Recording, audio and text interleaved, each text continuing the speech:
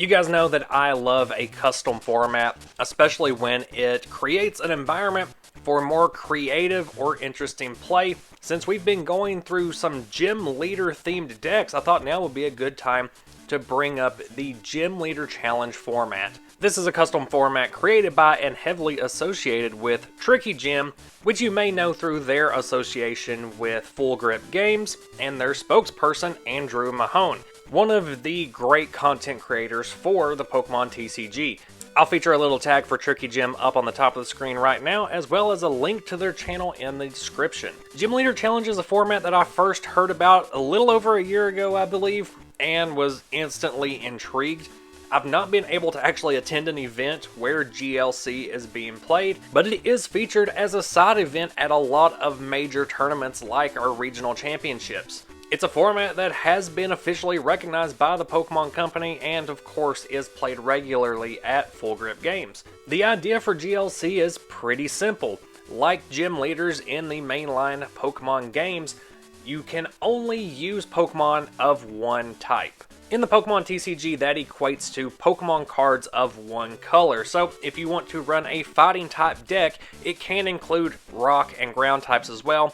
All of them fall under the fighting type umbrella in the TCG. Dual type Pokemon are allowed as long as one of those types on the card matches the overall theme of your deck.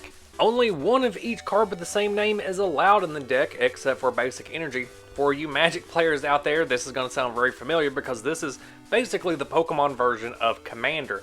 Only one copy of any card in the deck as long as it's not Energy, which helps limit the power of particular Pokemon and trainer cards alike, as well as particularly powerful special energy cards. As with Commander and MTG, the deck building process gets way more fun when you aren't limited to one copy each. You get to play around with how different cards interact. You get to pull from a wider pool of cards and get more creative and build around these specific card interactions in a totally different way than you would for a format that allows for full play sets of cards, because you can't rely on the probability of just drawing into what you need. With the one card rule, you have to utilize different tools to either search out the specific card you're looking for or just use what you have off of the draw. Speaking of variety, overpowered cards with a rule box are not allowed. This includes Pokemon V, V-Star, V-Max, EX, GX, Break Pokemon, Radiant Pokemon, and Prism Stars.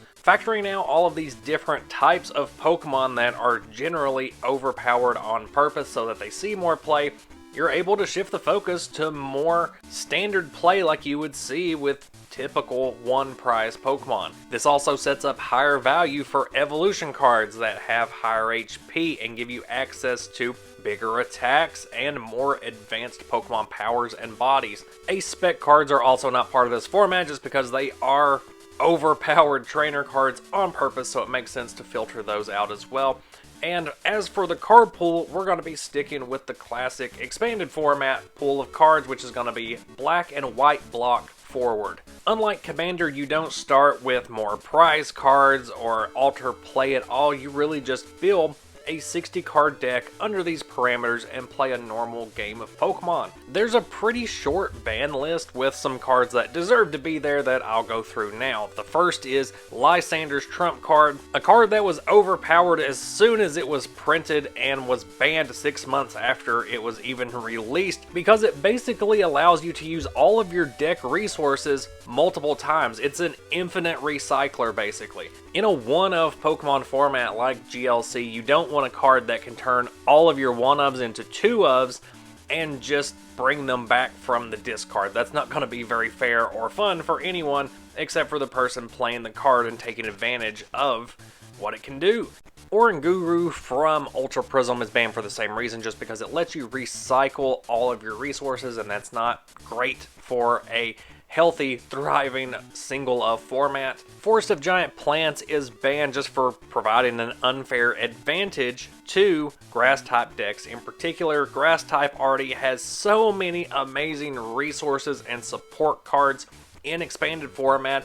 Forest of Giant Plants just pushes it a little too far. Both Chip Chip, Ice Axe, and Hiker are also banned just because they provide an unfair advantage which is also very unfun. They both allow you to stall your opponent and deprive them of the one card that they probably need and the one and only copy of that card that they have in their deck. If your opponent has a Bulbasaur in play, you can potentially just stop them from ever drawing the Ivysaur that you need for the next couple of turns by playing these trainer cards in Commander as well as GLC.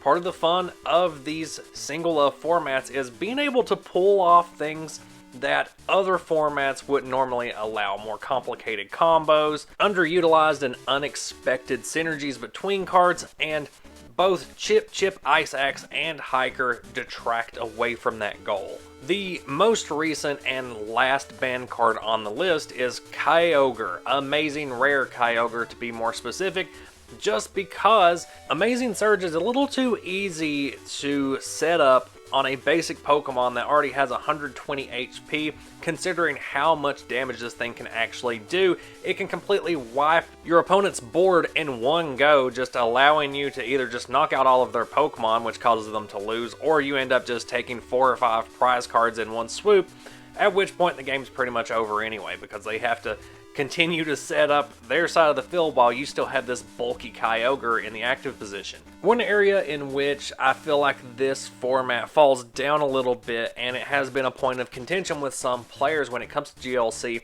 is utilizing Pokemon that have different colors of cards, that have different types of cards. So if you consider Eevee, which is a normal type Pokemon, it's only ever been printed as a normal type, you're not able to use any of its evolutions because they are all going to be a different type of card. Or you take a Pokemon like Nidoqueen, who over the years has been a grass type card, a psychic type card, and now a dark type card to represent its poison typing.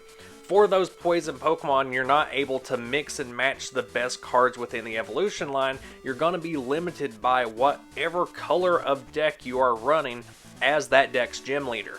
If you're looking for some more info on specific card rulings and interactions, all of that information is going to be at gymleaderchallenge.com. It's an amazing resource if you're interested in GLC as a format, as they also have a getting started guide for each individual type of Pokemon that you could build a deck around. This part of the website has been extremely helpful for me in exploring more of the resources available for each of these types and figuring out what grass type cards I actually have to work with to boost my bug themed GLC deck. Not only did I bring up GLC as a format because we were already talking about gym leader themed decks on the channel, but I also just want to provide the information for you guys to explore GLC on your own and potentially help me in developing a vintage version of GLC for the channel and some future videos, hopefully.